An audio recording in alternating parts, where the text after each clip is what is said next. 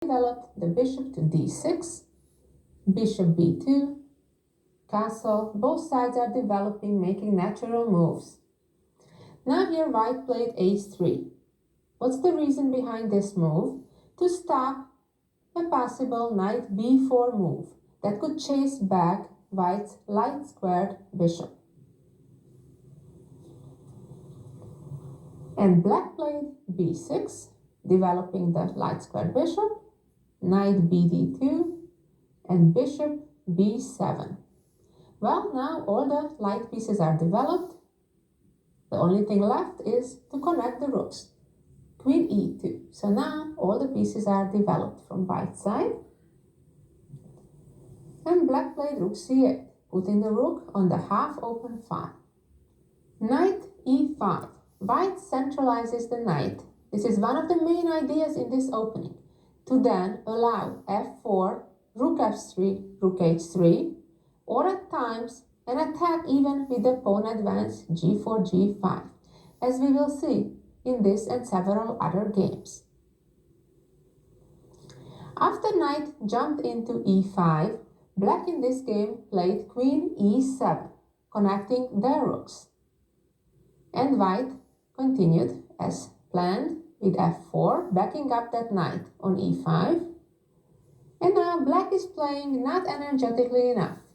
Rook fe8, allowing white to follow up the plan with rook f3, queen f8. Well, this is a type of move that doesn't look good and is not good. It is very rare that a queen on a place like f8 would be in a good position. Usually, it's very bad, it's very passive. It has only one square to go to from there. And white continues with rook to h3. Now black already has to be careful. White is threatening with a sacrifice of bishop takes pawn. If the knight takes back, then queen h5, attacking the knight, and the knight cannot move away safely because of checkmate with queen h8.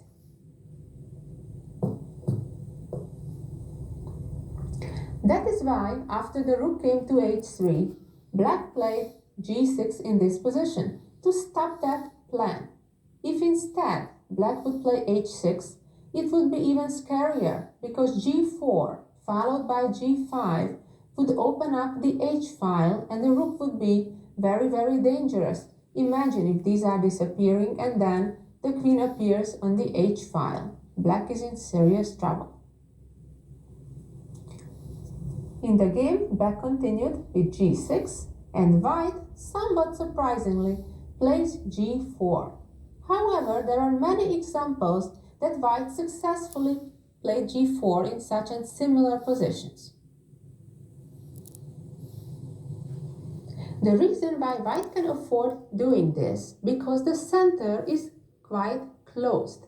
It's quite unlikely that black would be able to open up the long diagonal where its bishop on b7 could play an attacking role. Imagine if the pawn on d5 is gone, that bishop could be dangerous, especially, let's say, with the help of a queen getting to that diagonal. But that seems quite far-fetched from the position we actually have on the board. Black played queen g7, and white brings the last piece to the game that was sleeping so far, the rook from the corner, rook f1. Black played knight e7, stopping a maybe potential f5 advancement of the f-pawn. And now white has the time to improve the position of the rook from f1. Rook f2, king h8, and rook g2. Now, after a future f5, imagine if pawn takes, there would be a very nice discovered attack from the rook to the queen, and white's king would be quite safe with the rook in front of it. Here black just played rook c7, trying to perhaps defend the f7 pawn after the knight would move away, or also just double up the rooks and maybe look for some counterplay along the c file. White continued with knight d2 to f3, aiming to g5, helping out the other knight and the rooks and the bishop that's already looking at black's king side. Black here played knight e to g8, trying to bring more defense near the king. And now, knight g5. Well, black's position looks really cramped at this point. Black played h6, not really attacking the knight because the pawn is pinned. And now, white is ready to break through and sacrifice and go for a mating attack. Knight captured on f7, check. Rook captures back. Knight captures pawn on g6, destroying the defense in front of black's king. King h7. Now white repeated a pair of moves, but that has not much importance. And then the knight moved to e5 to check. King h8. And now white is opening the position further in front of black's king by playing g5. Now black's position is lost.